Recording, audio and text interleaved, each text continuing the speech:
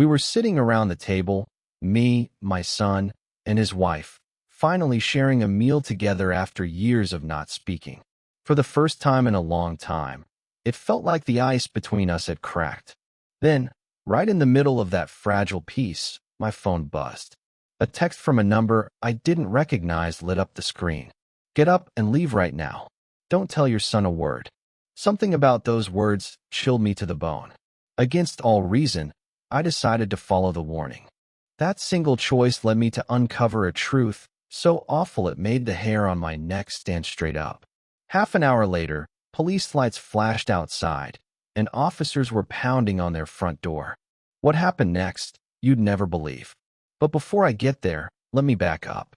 Dish soap clung stubbornly to my old hands as I scrubbed Susie's favorite coffee mug for what felt like the third time this week. Same routine every evening. One plate, one fork, one mug. The lonely leftovers of another meal spent by myself. The kitchen seemed too big without her humming while she cooked, or her voice fussing at me for leaving newspapers all over the table. I dried the mug carefully, placing it in the dish rack in its usual spot, like it was some kind of tribute to the life we'd once shared. The refrigerator hummed quietly, covered with faded snapshots held up by mismatched magnets. My eyes landed on one picture in particular. Henry at 17, grinning ear to ear in his graduation cap, Susie's arm draped around his shoulders. That was back before the arguments, before the money troubles, before the silence. The sharp ring of the phone cut through my thoughts like a blade. My wet hands fumbled for the dish towel as the ringing kept on, impatient and relentless. I grabbed the old wall phone, the receiver cool against my palm, and squinted at the caller ID through my reading glasses. My chest tightened when I saw the name. Henry. For a moment, I froze. A whole year of silence stretched out like an ocean between us. The last time we'd spoken, he'd stormed out after I refused to bankroll his latest investment. Susie would have handled it better. She always had a softer way. "Hello." I managed, my voice rougher than I intended. "Dad." His voice carried that uncertain tone I remembered from his boyhood, the one he used after breaking something valuable and waiting to see how much trouble he was in. It's me." I squeezed the phone tighter, my heart thudding. "Henry, I wasn't expecting." "I know," he cut me off. "I know it's been." He paused, and I could hear his breath catch. "Too long. Way too long." I sank slowly into my old armchair, the one Susie had picked out for my back. Its leather was worn smooth from years of crossword puzzles and evening news. "How are you, son?"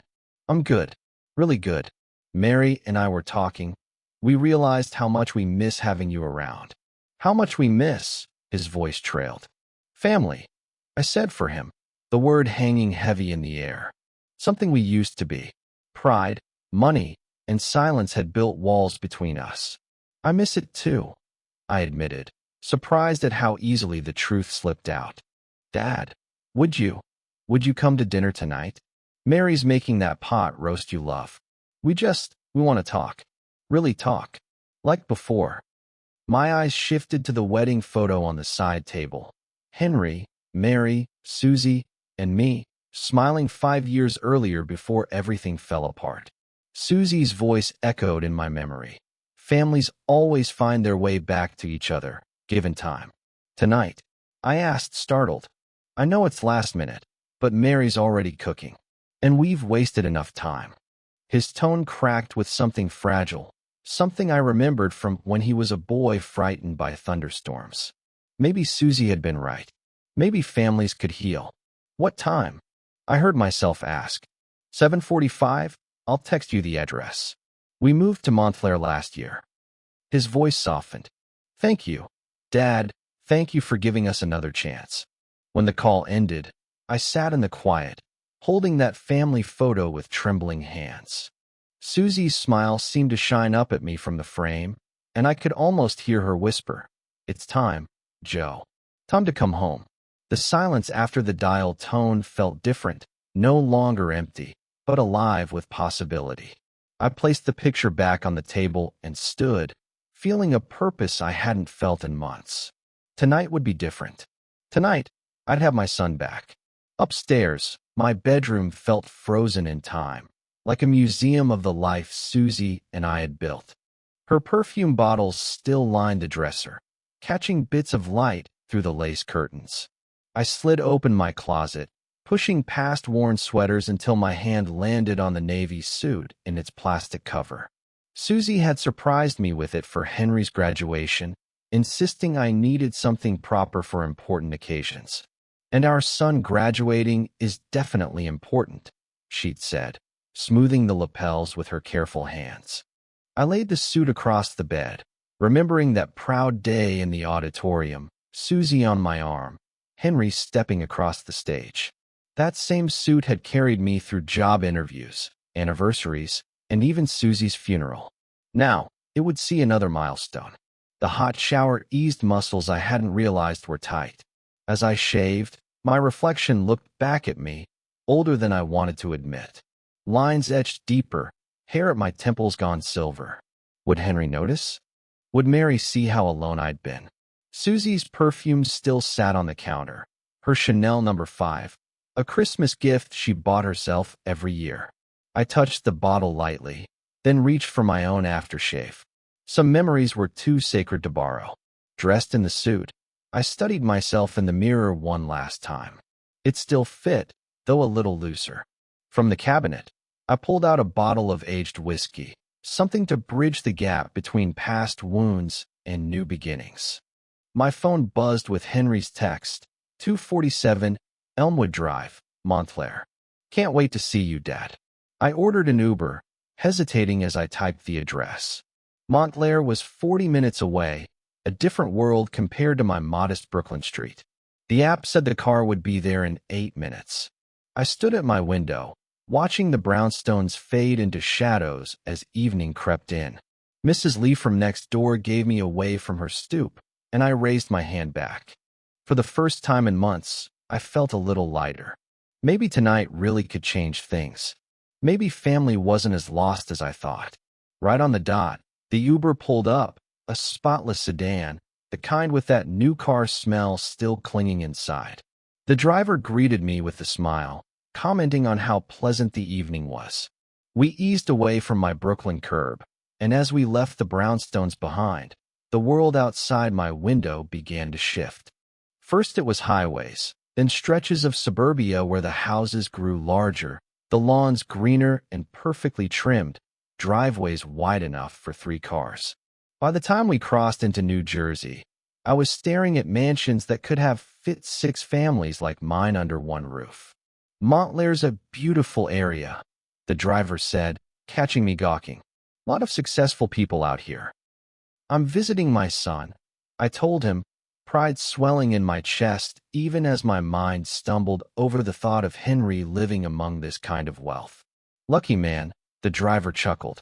Having family in a place like this. Lucky indeed, I murmured, though underneath the pride, unease was beginning to take root. How had Henry managed to land in one of the most expensive zip codes in New Jersey? The car slowed to a stop in front of a house that looked like it belonged on the cover of an architectural magazine. I just sat there for a second, frozen in the back seat, staring up at stone columns and manicured topiaries that probably cost more than my monthly rent. A circular driveway wrapped around an ornate fountain where water danced in the glow of the evening. 2 polished cars, a Mercedes and a BMW, were parked out front like trophies. This is it, sir, the driver said cheerfully. Beautiful place. My hands shook a little as I pulled out my wallet. I counted the bills carefully, adding a generous tip to mask my nerves. Thanks. Have a good evening. The car door felt heavier than it should have as I stepped onto the perfect stone pavement. My shoes, polished but obviously worn, clicked awkwardly against the pristine path. It was like walking up to a small hotel instead of a home. Trimmed hedges framed the walkway, and motion lights flared on as if spotlighting me. Before I could even press the brass doorbell, the massive oak door swung open. A woman stood there, middle-aged, Hispanic, with soft, kind eyes and streaks of gray in her hair. Her crisp black dress told me she was staff, and the warmth in her smile seemed genuine. Though for the briefest moment, something else flickered there. Worry. A warning, maybe. Then it was gone, so fast I almost doubted I saw it. Mr. Anderson, she said warmly, stepping aside. I'm Isabella. Mr. Henry and Miss Mary are so excited you're here. The moment I stepped into the foyer, I had to remind myself to breathe. My entire living room could have fit inside this entrance hall. Marble floors gleamed beneath a sweeping staircase that looked stolen from a movie set. Crystal chandeliers bathed everything in golden light, bouncing off oil paintings that looked authentic and costly. Real flowers, not plastic arrangements like the ones I used, filled the air with a soft perfume. Dad. Henry's voice carried from deeper inside, his footsteps echoing off the marble.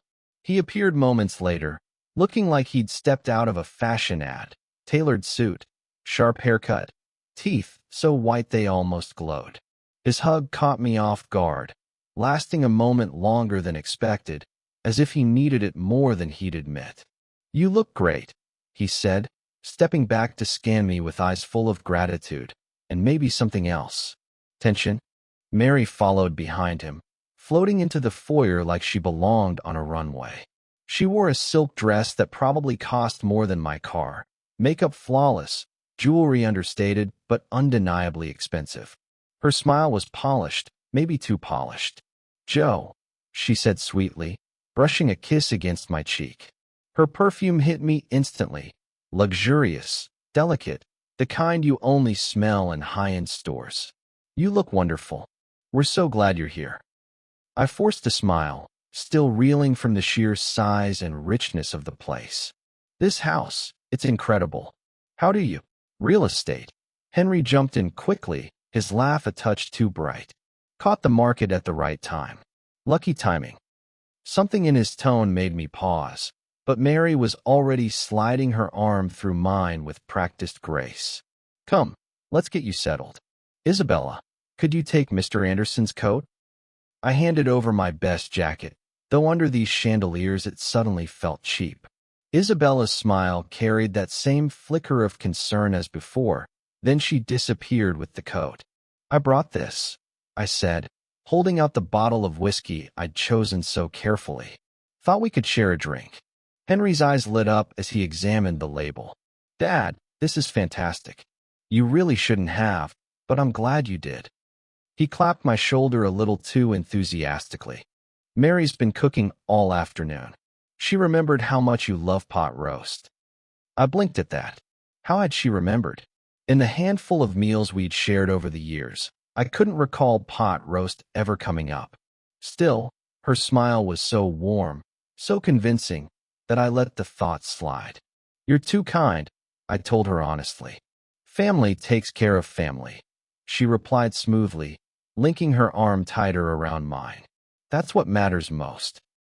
Henry led the way through rooms that could have filled a design magazine. Each space seemed more extravagant than the last. Isabella had vanished, leaving just the three of us in this staged picture of reunion. And still, I couldn't shake the question, how did my son, who'd once begged me for money, suddenly afford this kind of life? The dining room doors opened, and my breath caught. A long mahogany table stretched before me, set with gleaming silverware and fine china that glittered beneath the chandelier. White linens and flickering candles gave the room a glow, while the rich scent of pot roast drifted from the kitchen beyond. This is beautiful, I whispered, genuinely awestruck. Mary's face lit up with pride. We want a night to be special. A new beginning, Joe. For all of us. Henry pulled out my chair like a seasoned host, every gesture polished. As I lowered myself into the seat, I couldn't help but think of Susie. I wished she could see her boy now, successful, confident, living a life bigger than anything we'd ever dreamed. Maybe she'd be proud. Maybe she'd be smiling at this second chance I was about to take. The dining room looked like something out of a glossy lifestyle magazine. Crystal glasses caught the chandelier's warm glow, scattering tiny rainbows over the stiff, white linens. Silverware gleamed against delicate china that probably cost more than my monthly rent. Every detail was perfect, right down to the forks lined up like soldiers and the napkins folded into sharp little peaks. "This is incredible," I whispered, running my hand along the polished mahogany table. Henry grinned, proud as he pulled out the chair at the head of the table. "Only the best for family reunions, right, Dad?" Mary lowered herself gracefully into the seat to my left, while Henry slid into the one on my right. It didn't feel accidental, both of them close, both in position to watch me steer the conversation. Isabella appeared almost noiselessly from the kitchen, balancing a tray of appetizers that looked like they belonged in a museum more than on a plate. "Let's start with your whiskey," Henry said, already pulling the cork from the bottle I'd brought. The amber liquid glowed as it streamed into crystal tumblers, far more generous pours than I would have given myself. He handed me the first glass, his eyes bright. "This calls for a proper toast." The whiskey burned warmly in my chest as Mary raised her wine glass with practiced elegance. "To family," she said, smiling wide. "To forgiveness and fresh starts." "To Susie," Henry added, his voice catching for the briefest second. "She would have wanted us together like this." I drank, the sweetness of the whiskey burning in a way that stirred both comfort and ache. Susie always used to say alcohol could loosen tongues and soften hearts. Sitting there in all this wealth, I wondered what she'd think of such extravagance. Mary leaned forward, her expression curious but careful.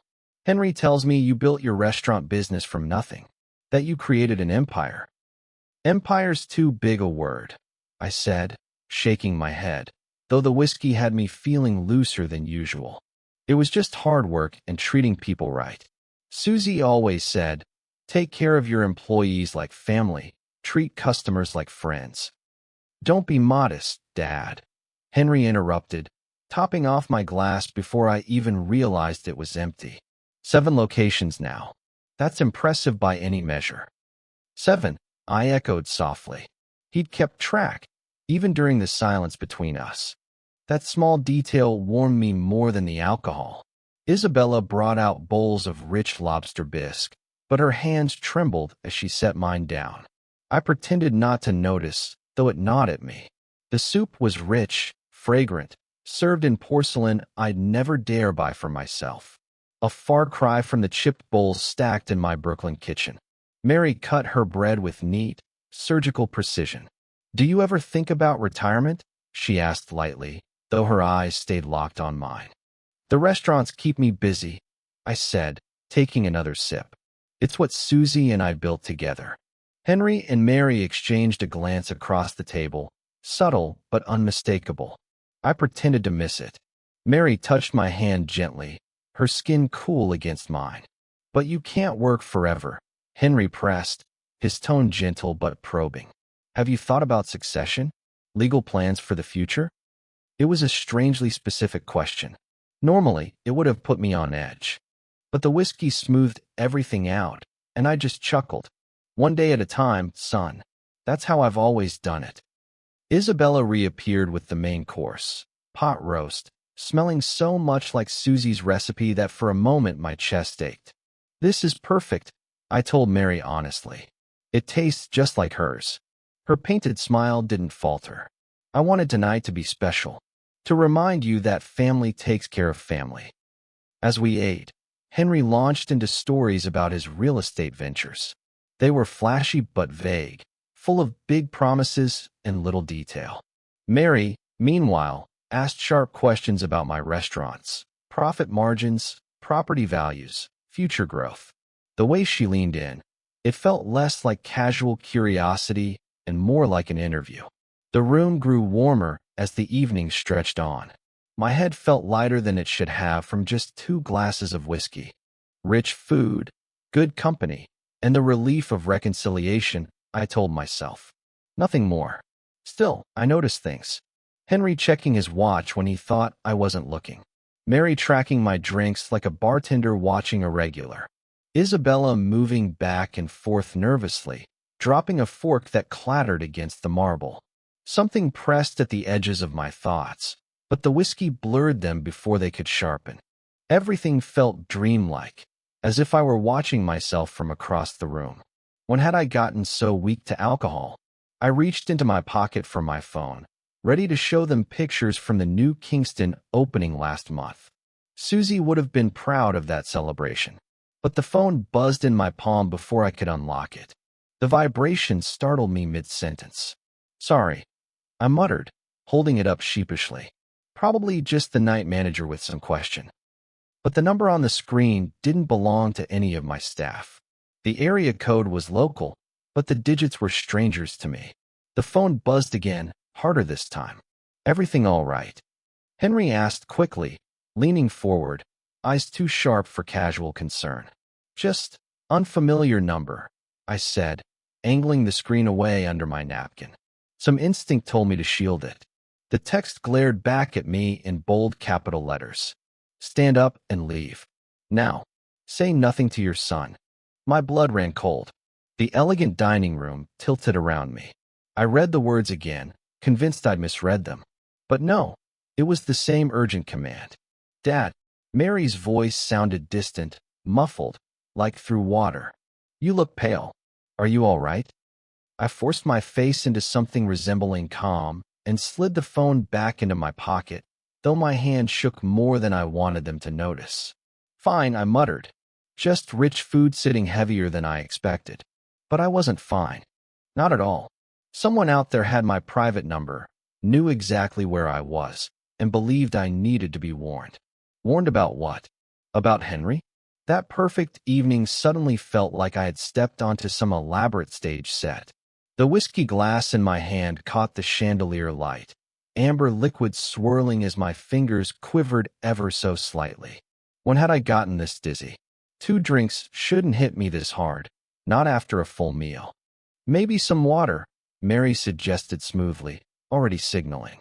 Isabella Henry studied my face with sharp attention. "You sure you're okay? You went completely white there for a second." "I'm sure." The lie slid off my tongue easier than I expected. "Just excuse me for a moment." "Bathroom." "Of course." Henry gestured toward the hallway. "Second door on the left." "We'll wait. Isabella's bringing dessert." I stood carefully, testing my balance. The room tilted slightly, but I managed to walk normally toward the hallway. Behind me, Henry and Mary's voices drifted in low, concerned tones.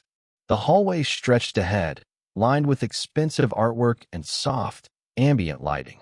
The second door on the left should have led to a powder room, but something in me didn't turn left. Instead, I moved straight toward a doorway that looked like it led to the kitchen. The anonymous message burned in my mind. Whoever sent it knew something I didn't. A stranger risking exposure to warn me of danger.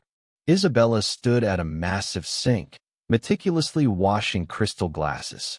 Her back was to me, and though my steps echoed on the marble floor, she didn't acknowledge me. She kept working as if I didn't exist. The back door beyond her opened to a garden. Freedom, fresh air, a chance to think clearly away from Henry and Mary's watchful eyes. I slipped past her, expecting her to notice, to question my presence, to alert my hosts. But she didn't. Only a slight tension in her shoulders betrayed awareness.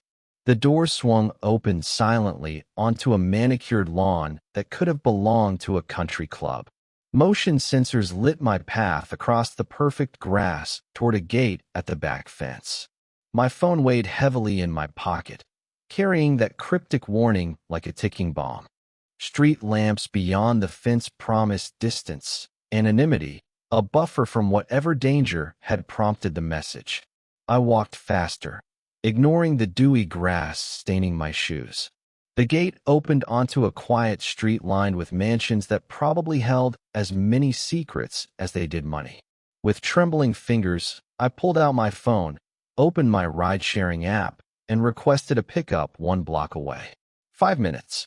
5 minutes to figure out if I was paranoid, or if I was finally doing what I should have done all along. The phone in my hand felt like evidence. either of a conspiracy or my own imagination. I couldn't tell. But the message, those urgent capital letters, had triggered every survival instinct my mother, Susie, had ever drilled into me. Listen first. Ask questions later, she'd always said. The Uber's headlights appeared at the end of the block like a lifeline. I climbed into the back seat, gave the driver my Brooklyn address, and dialed the number that had shattered my evening. It rang twice. Then a careful, neutral voice answered. I hoped you would call. Who is this? My voice sounded rougher than I meant it to. Why did you warn me? I cannot reveal myself. But you were in immediate danger tonight. That's impossible. I was having dinner with my son. A long pause stretched out. Finally, the voice said, your son owes $3. $5 million to people who break bones when payment is late. The Uber driver glanced at me through the rearview mirror as we merged into traffic, probably wondering why I had gone completely silent mid-conversation. I gripped the phone tighter, the words hammering in my mind. That's impossible, I repeated, though the conviction wasn't there. Henry owns real estate. He lives in a mansion, borrowed against everything to fund gambling debts. Underground casinos, high-stakes poker, sports betting with organized loan sharks. The voice was calm, precise. 2 weeks to pay, or face serious physical consequences. My free hand reached for the door handle instinctively, as if I could escape the truth by simply fleeing the moving car. Outside the window, Montclair neighborhoods blurred past, perfect lawns hiding imperfect secrets. Even if that were true, I said slowly, what does it have to do with warning me away from dinner? The whiskey you drank contains Atrillum. It multiplies alcohol's effects by 5, making you extremely suggestible. The words hit me like a physical blow.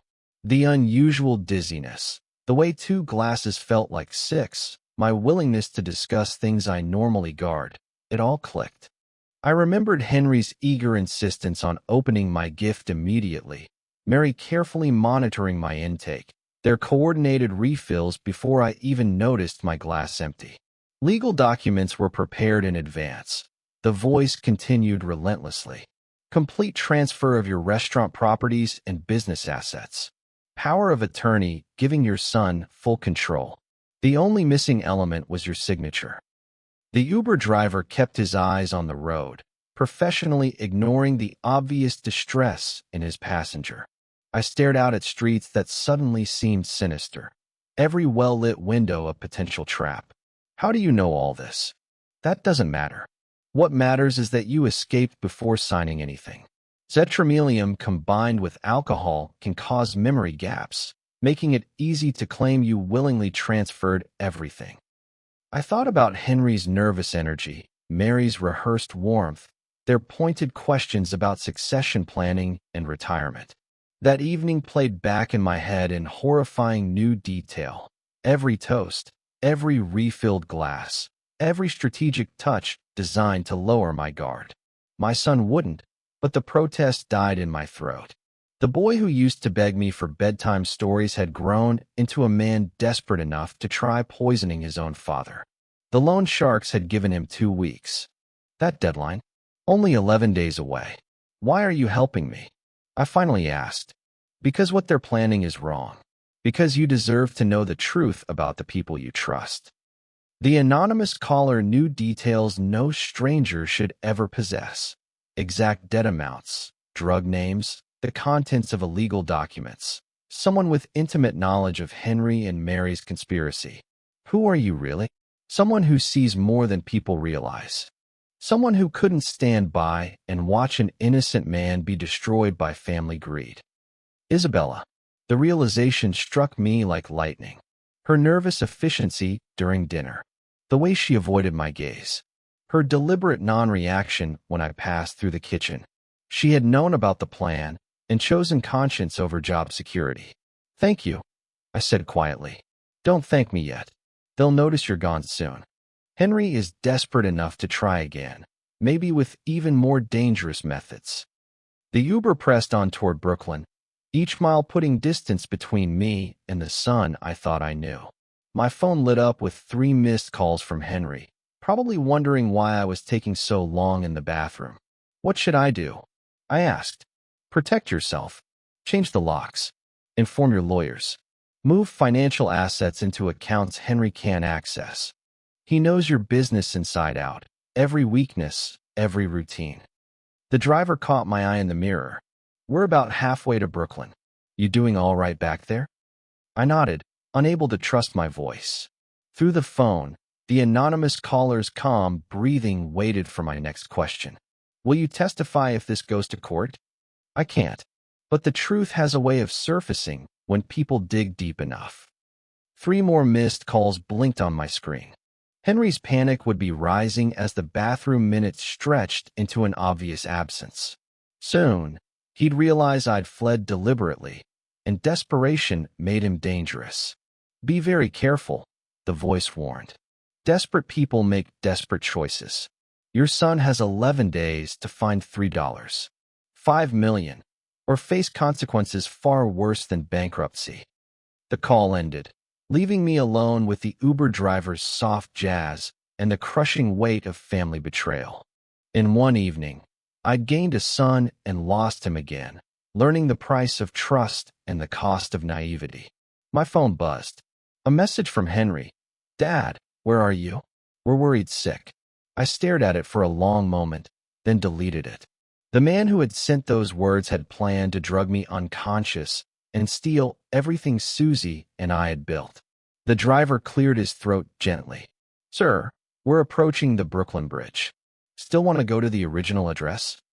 I looked at the city lights reflecting on dark water, then back at my GPS showing Montclair. Brooklyn promised safety, but confrontation waited behind me in New Jersey. For the first time in my life, I had to choose between protecting myself and protecting what remained of my family. Brooklyn's familiar skyline glimmered through the windshield, promising comfort in my worn armchair, where Susie's memory lived in every thread. But safety felt like cowardice, knowing what Henry was capable of. When doubt struck, I pulled Susie's wedding photo from my wallet, edges softened from years of handling. Her smile, radiant as the day we'd promised to build something meaningful together, reminded me who I was. She'd never shy from hard truths, never chosen comfort over doing what's right. She wouldn't run, I whispered to her image. The driver caught my eye in the mirror. Everything all right back there, sir? Actually, no. I straightened in my seat, decision crystallizing like steel in my chest. I needed to make a call. Then, we were changing destination. My fingers shook as I dialed 911. 2 rings, then a professional voice. Emergency services. What's your emergency? My family is attempting to poison me for money. The words felt surreal, like a line from a television drama. I have evidence. They're still at the location with prepared legal documents. Sir, are you in immediate danger? Not right now, but I need officers at 247 Elmwood Drive, Montclair, New Jersey. I'm returning to gather evidence. Questions came rapid fire. Nature of poisoning, number of suspects, weapons present. I answered methodically, business training taking over. Clear facts, specific details, actionable information. Officers are en route. Estimated arrival, 20 minutes. Sir, I strongly advise you not to return until I understand the risk. Susie's photo stared back at me, her eyes holding that look she wore when I needed courage beyond what I felt. But if I didn't go back, they'd destroy evidence and try again on someone else. After disconnecting, I leaned toward the driver. Change of plans. We're going back to Montclair. The driver hesitated. Sir, you seem really upset. Maybe you should think about this. This isn't rash, I said, meeting his eyes in the mirror. Sometimes you have to choose between being safe and doing what's right. The return journey felt different. Streetlights illuminated purpose instead of confusion, determination instead of fear. Each mile brought me closer to confronting the son I'd raised, the family I'd trusted, the future I'd have to rebuild from scratch. Susie's voice seemed to whisper from the photograph. Family means telling the truth, even when it hurts. 20 minutes later, we turned onto Hill Street. Police cars approached from the opposite direction, lights off, but unmistakably official. My heart hammered against my ribs. This was really happening. I was about to confront my family to save myself, and possibly others. Wait around the corner, I told the driver. This might take a while. Walking up the curved driveway felt like approaching an execution. The mansion's perfect exterior concealed calculated evil, desperate betrayal. My hand trembled as I reached for the doorbell. Time to face my son. The chimes echoed through the mansion like the tolling of a death knell. Footsteps came fast, too fast for casual concern. Henry yanked the door open, relief and suspicion flickering across his face. "Dad, where have you been?" His smile looked forced, painted on. We were getting worried sick. "Sorry, son," I said, forcing my voice into something apologetic. "I just needed a bit of fresh air. Felt dizzy after all that heavy food." "Dizzy?" His eyes sharpened. "You were gone almost half an hour. Mary thought something terrible had happened." "Time got away from me," I said lightly. "Beautiful neighborhood you've got here." I ended up walking farther than I planned. Mary appeared behind Henry, her designer dress wrinkled from pacing. Her perfect hostess mask slipped for just a second, revealing raw panic underneath. "Joe, you gave us such a scare," she said, reaching for my arm, fingers trembling slightly. "Are you feeling better now?" "Much better, thank you," I replied, letting her guide me back inside. I noticed her grip lingered too long, too tight. Just needed to clear my head. The foyer felt smaller now, oppressive rather than impressive. Every expensive detail reminded me of the blood money that had purchased this illusion of success. "Perhaps you had too much wine with dinner," Mary said, her laugh brittle. "Let's get you some water." "And actually," I added, "I think I'd like to sit down again." I moved deliberately toward the dining room. "If that's all right." Henry and Mary exchanged a glance loaded with meaning I wasn't supposed to catch. Their coordinated response felt rehearsed, like actors who'd forgotten their lines. "Of course, Dad. Whatever you need," Henry said. The dining room had been hastily reorganized during my absence. Papers that might have been scattered across the table were nowhere to be seen. Isabella moved efficiently between kitchen and dining room, her nervous energy sharper than before. I settled into the chair at the head of the table, noticing how Henry and Mary flanked me exactly as before. The crystal glasses were cleared, dinner plates stacked, but the air crackled with unspoken tension. "I hope you don't mind," Mary said carefully. "We cleaned up a bit. Didn't want to leave Isabella with too much work." "Very considerate," I replied blandly, wondering what evidence they'd hidden while I was gone. Henry drummed his fingers against the mahogany table, a nervous habit from childhood that betrayed his anxiety. "So, Dad, feeling completely recovered? No more dizziness or confusion?" His words carried undertones I pretended not to hear. "Clear as a bell, son," I said. "That fresh air did wonders." Mary leaned forward with calculated concern. "You know, rich meals can affect people differently as we get older. Perhaps next time we should plan something lighter."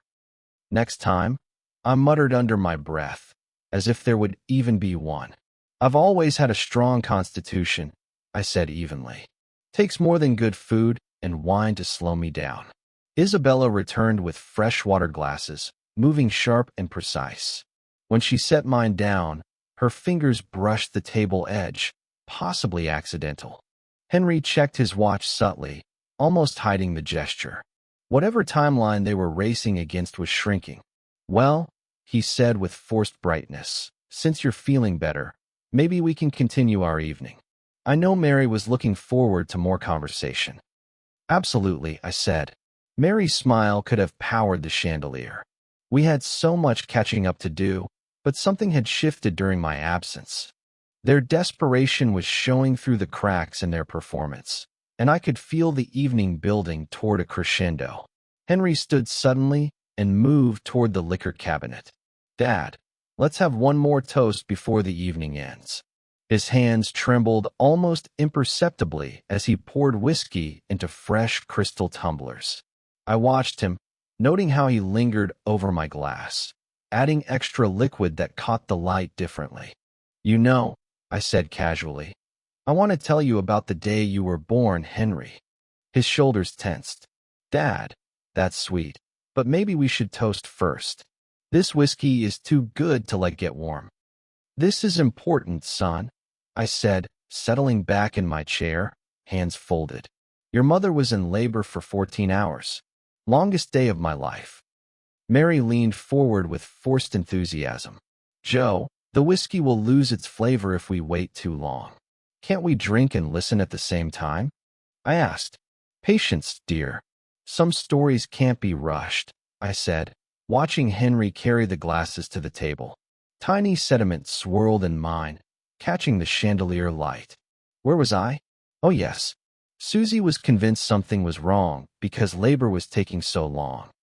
Henry set my glass down carefully, ensuring I could see the generous pour he gave me. His own glass had far less, crystal clear, without any particles. The doctor kept assuring us everything was normal. But your mother had instincts about these things. She always knew when something wasn't right. "Fascinating," Mary said, her smile strained. "But surely that toast is getting warm? Family stories are so much better with good whiskey." I swirled my glass gently, watching tiny particles dance in the amber liquid.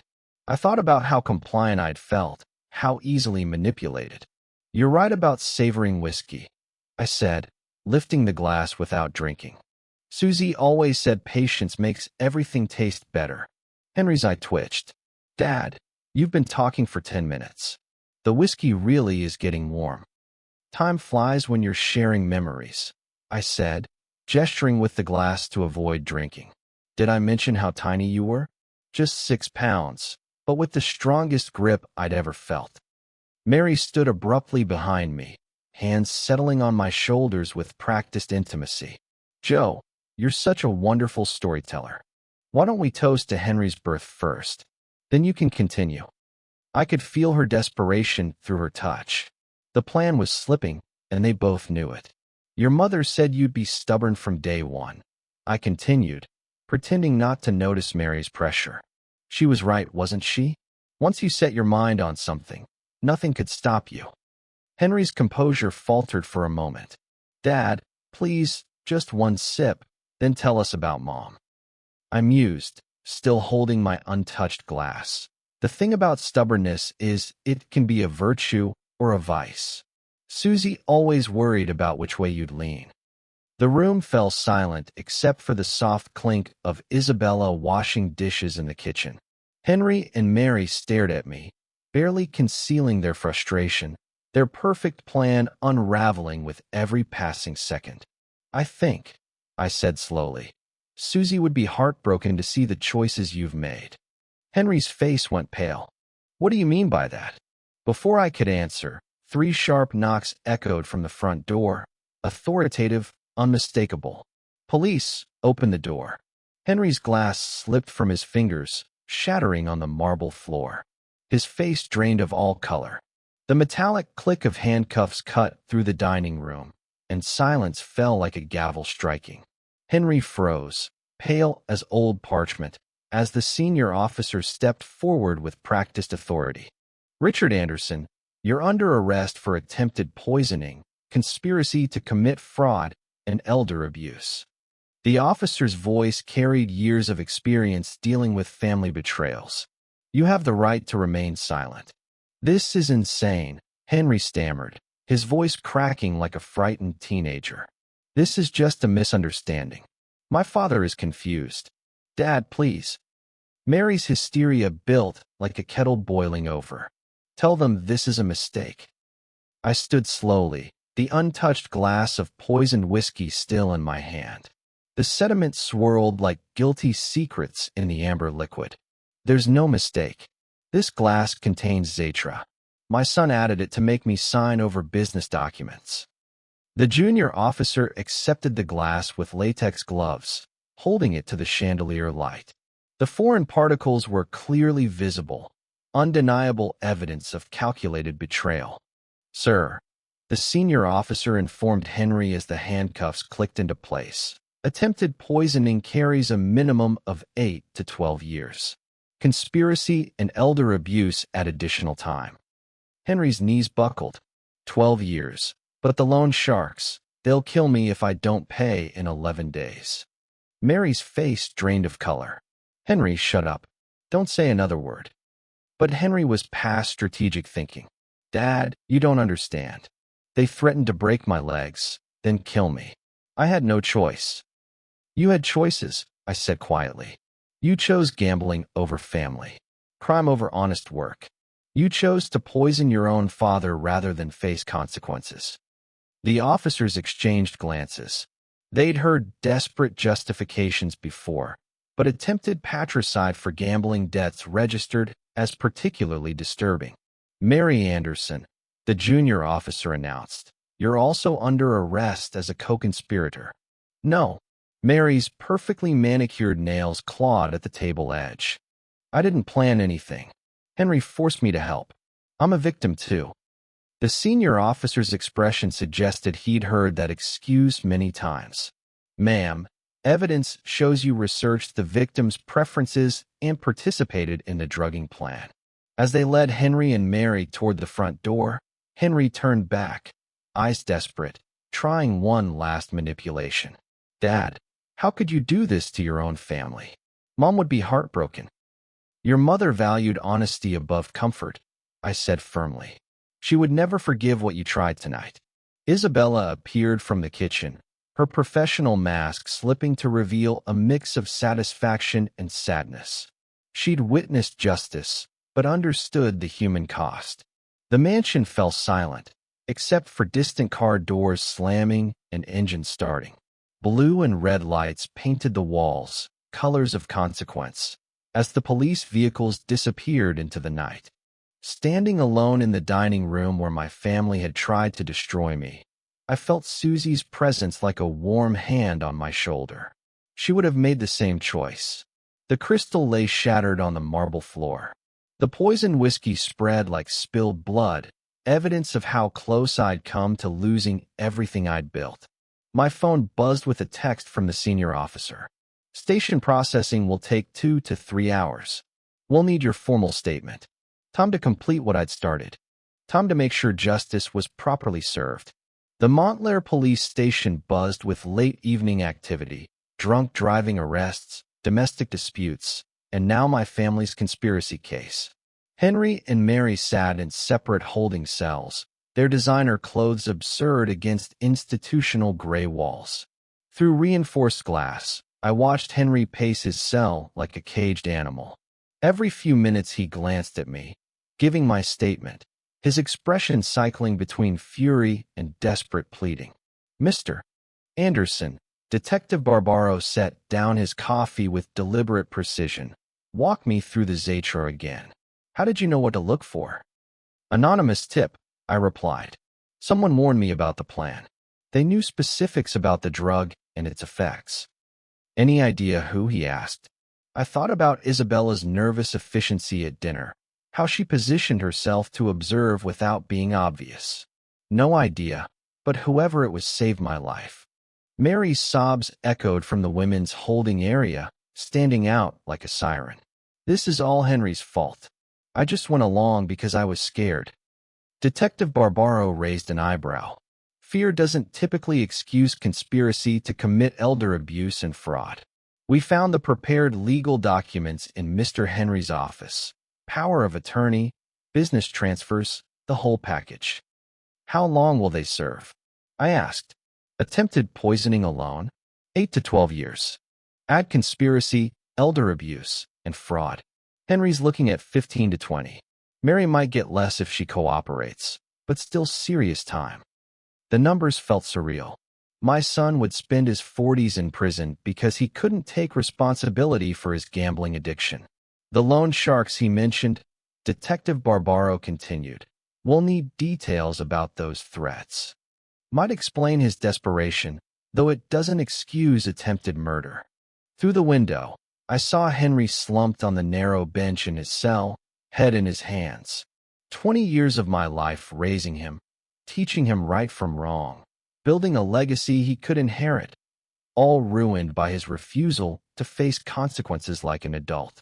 Dad, his voice suddenly boomed across the station as he spotted me through the glass.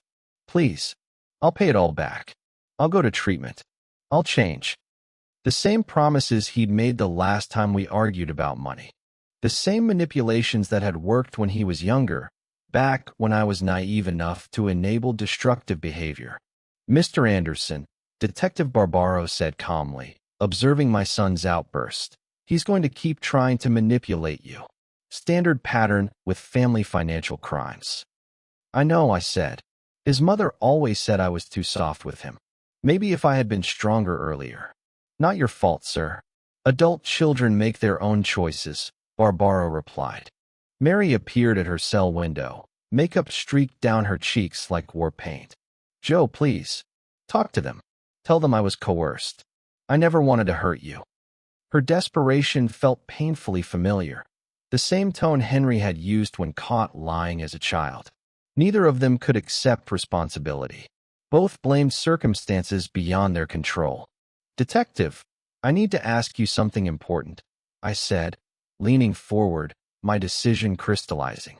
The anonymous person who had warned me, they risked everything to save a stranger.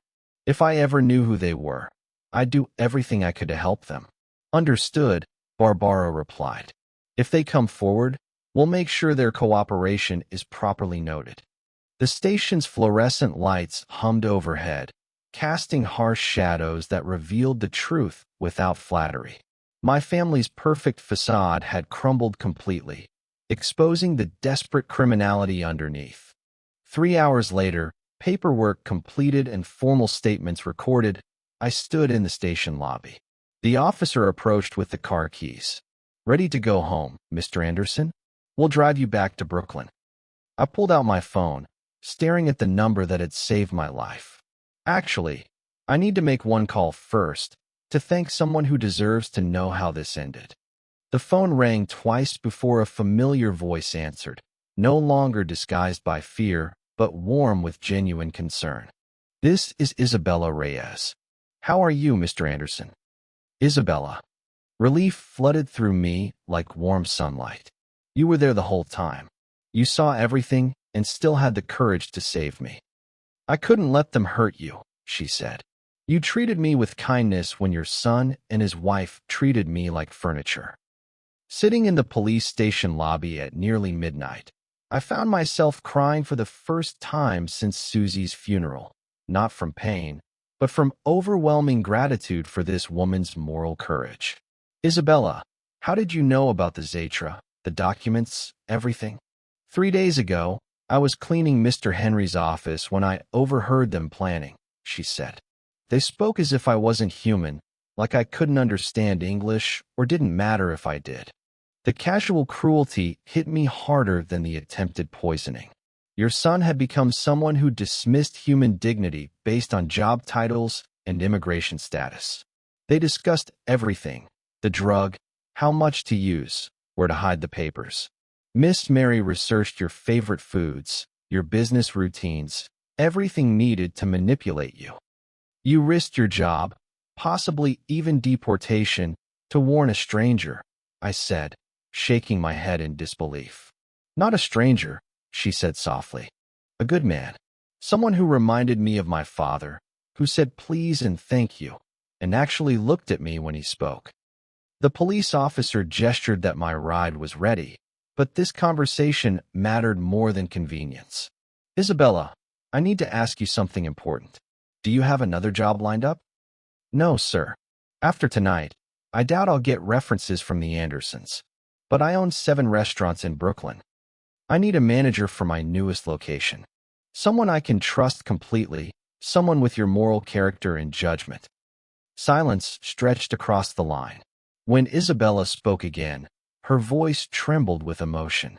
Mr. Anderson, you don't have to. This isn't charity, I said. I need employees who do the right thing when no one's watching. Tonight, you proved you're exactly that person. The salary would start at $65,000, Health benefits included profit sharing after 1 year, plus all the training you need to advance in restaurant management. Isabella's sobs were audible even through the phone. Sir, I don't know what to say. Say you'll start Monday morning, 10 a.m. at the Crown Heights location. I'll be there to personally train you. The police officer waited patiently while I finalized arrangements with Isabella, address exchange, start date confirmation, promise of work, visa assistance if needed. When I finally hung up, I felt lighter than I had in months. The ride back to Brooklyn passed in comfortable silence. Streetlights illuminated familiar neighborhoods, places where honesty mattered more than wealth, where people worked hard without expecting others to pay for their mistakes. My modest house welcomed me like an old friend. Inside, family photos covered the refrigerator. Henry at various ages, Mary at their wedding, Susie smiling from better times. I removed Henry's photo carefully, not destroying it, just placing it in a kitchen drawer. Some memories deserved preservation, but not daily visibility. Mary's wedding picture followed. Susie's photo remained, her smile approving justice served and new friendships earned through moral courage. On my calendar, I wrote, Isabella, 10 a.m. Monday, in the space reserved for important appointments. Below that, new beginning. Outside, Brooklyn hummed with honest late-night activity. Night shift workers heading home. Early shift workers starting their day. People who understood that integrity couldn't be bought or stolen, even by family. Susie would have loved Isabella's story. She always said, the best employees do the right thing for the right reasons, even when it costs them personally. My phone buzzed with a final text from Detective Barbaro. Both suspects formally charged. Trial scheduled for August. Your testimony will be crucial. I turned off the lights and headed upstairs, finally ready to sleep peacefully.